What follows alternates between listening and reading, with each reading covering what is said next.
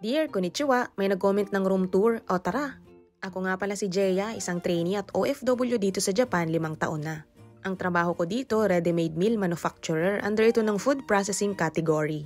Dito sa sarili naming apato, meron kaming 3 kwarto at 3 rin kaming magkakasama dito. Welcome to my very own room! Ito yung tatami room dito sa Japan. Ang tatami ay iyong nakikita nyo sa sahig na parang banig. Hindi lahat ng kwarto ay may ganyan. Meron ako ditong study table / working table at ito naman ang aking bag na ginagamit sa pagpasok araw-araw.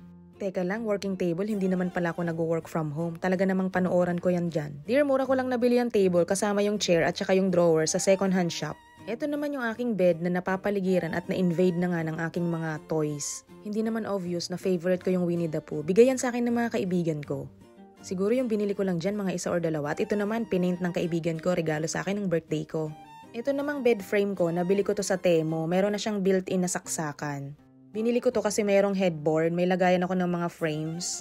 Okay naman siya, maganda at kasya dyan yung 2, kaso lang hindi ko masyadong i-recommend, mahirap kasi siyang buuhin. Itong floor mat, regalo lang din sa akin at dito sa bandang to, ito naman yung aking mga hangeran at dito naman ako naglalagay ng mga sapatos.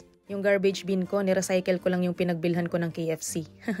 Ayan lang yung mga sapatos ko. Ang iba dyan regalo pa. Hindi ako masyadong mahilig sa sapatos. Dito naman ako naglalagay ng aking mga pang-ano-ano sa mukha.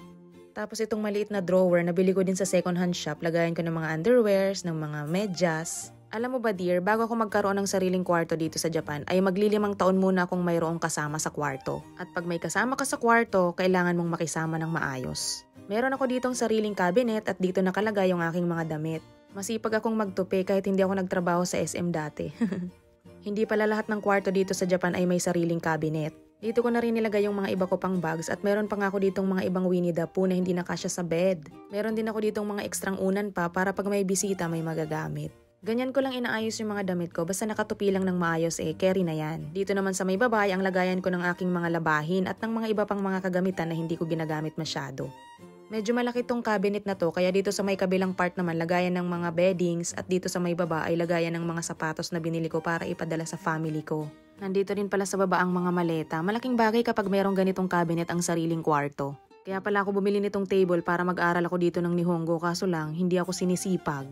Dear, bumili pala ako nitong noise reducer sa pagsasara ng pintuan. Malaking bagay siya, hindi na maingay kapag sinasara. Maingay kasi yung ganitong sliding door kapag sinasarado, medyo nakakaistorbo sa karatig kwarto kaya malaking bagay itong noise reducer. Medyo matagal din yung inantay ko bago ako nagkaroon ng ganitong klaseng comfort. Halos 5 taon akong namuhay dito sa Japan na may kasama sa kwarto. Kaya naman ang magkaroon ng sariling kwarto ay talaga namang dream come true. Worth the wait. Ayun lang dear, take note, hindi lahat ng trainee may sariling kwarto dito sa Japan. Sa susunod ulit, salamat sa panonood.